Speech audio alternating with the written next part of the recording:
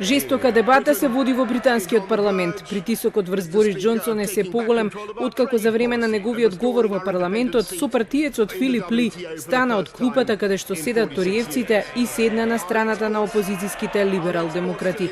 Со ова, владата го загуби работното мнозинство од 12 пратеници во еден од најкритичните моменти за владењето на конзервативната партија.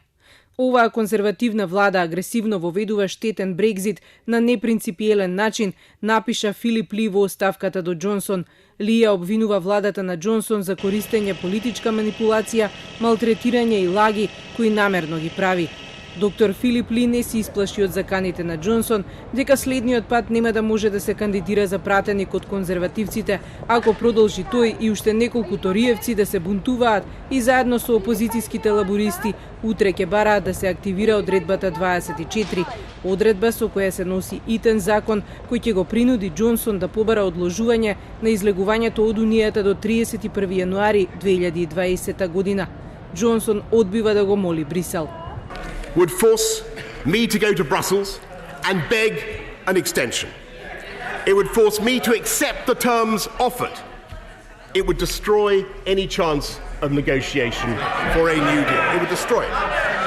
And indeed it would enable our friends in Brussels to dictate the terms of the negotiation. That's what it does. There is only one way, Mr. Speaker, to describe this deal. It is Jeremy Corbyn's surrender bill. Jeremy Corbyn! Thank you. After these meetings, the Prime Minister struck an optimistic note, saying the chances of a deal were, in his words, improving. His optimism was not shared by those who have been at the same meetings. The Prime Minister may claim progress is being made, but EU leaders report that the government has so far failed to present any new proposals. Корбин побара Џонсон да ги презентира тие наводни предлози со цел јавноста да ги види.